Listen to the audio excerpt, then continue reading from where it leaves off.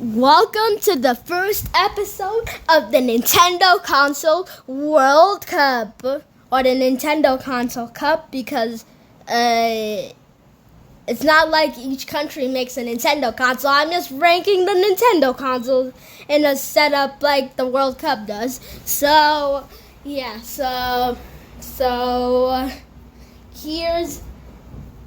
the first round. It's NES versus Game Boy.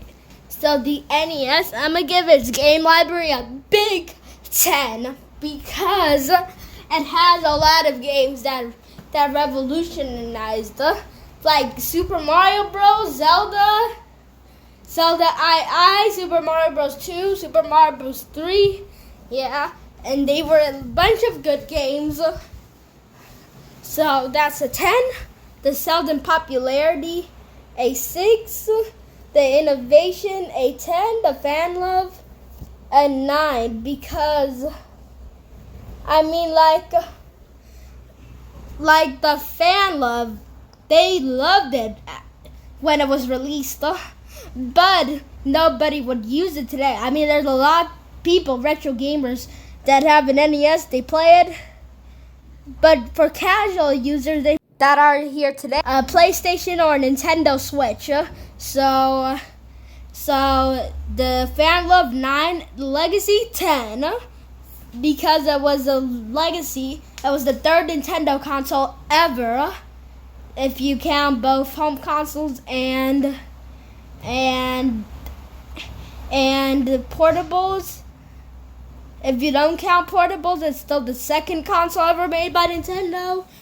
So that's a 45 out of 50. Now the Game Boy, the game library, I'm going to give it a 9. It introduced Pokemon, but they're just capitalizing on Mario and Zelda did. Like Link's Awakening, Super Mario Land, and Super Mario Land 2. 6 golden coins is kind of a random title for Super Mario Land 2.